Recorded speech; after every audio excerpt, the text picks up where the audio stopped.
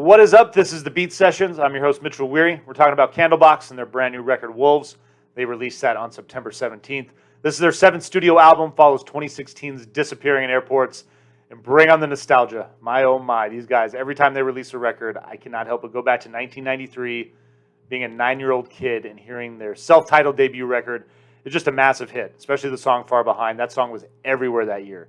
And I really feel like that album came to represent the beginning of this movement into 90s alternative rock. Bands like Live, Collective Soul, think of Sponge, Our Lady Peace, Bush, Silverchair, the list goes on and on and on. I absolutely love this period of rock and roll music.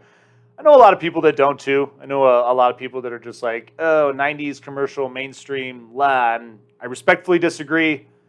I know one person in particular that calls all these bands the Styx in Boston of the 90s, which I don't appreciate because I love Boston and Styx as well. This dude also liked Kiss, so whatever to his opinion.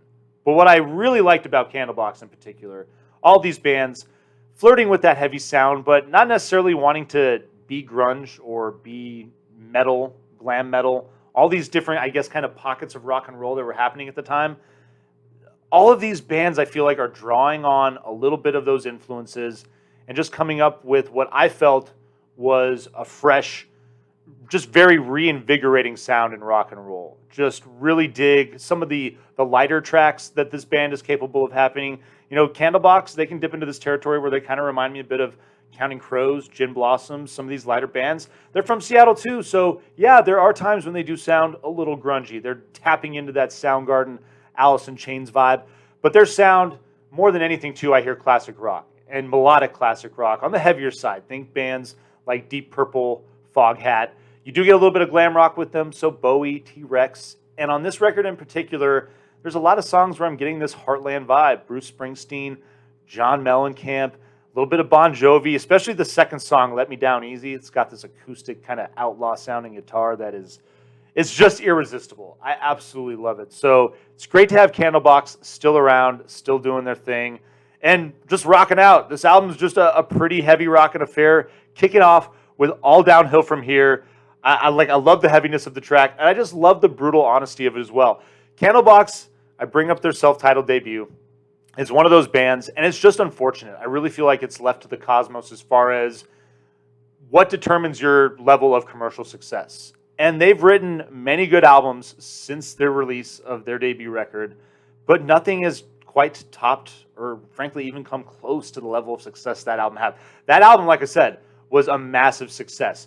But I feel like with All Downhill From Here, there's this reckoning of, you know what, that golden moment may have passed for us and we might not ever get back there, but we're not burnt out yet. And there's still a lot of gas left in the tank and we're going to keep on rocking. And I love the attitude that kicks this record off and really drives it out. I mean, there's songs like Nothing Left to Lose, Don't Count Me Out. I mean, it's just, they keep going at it. And I love their resilience.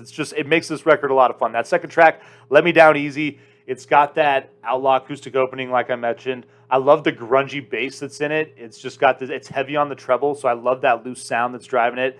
You get into your third track, Riptide. Some of that 90s alt-rock balladry is inspiring that track. Fourth song, Sunshine, dark, brooding. It's got that, I think of like REM and what they were doing with Monster around that time as far as maybe transitioning out of college radio a little bit, but there's still kind of this brooding, it kind of borders on goth a little bit, but it's a cool sound that they're playing with on Sunshine, and I really like just this overall influence that's kind of giving all these tracks their own unique little character.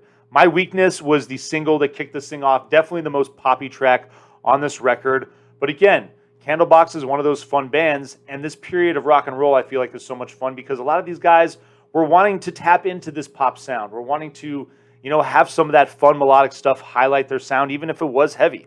The song We, your 6-track heavy rocker, along with Nothing Left to Lose, which I am just a big fan of. Lost Angeline has got that kind of heartland rockin' feel, leads into Trip, and then Don't Count Me Out, which I truly feel like that should have been the album closer. I think the only weak spot on this record is the last track, Criminals, and that's not necessarily to say that it's a bad track. The coda especially is pretty cool, but I just think with that opening track, All Downhill From Here, the vibe that is set, the attitude of resilience that is driving these guys still to this day, and that's driving this album. And it is a little on the long side. It's coming in at 52 minutes. So you Axe Criminals, it's like 5.5 minutes. You're running right into that solid 46-minute runtime on 10 really fun hard rocking songs. I'm going to please this. Candlebox, nicely done. Hope you all enjoy this record. And I hope you find this review helpful in the process of listening to it. Please like and share this video. Subscribe to the channel. Stay tuned for more album reviews. We'll see you next time on the Beat Sessions.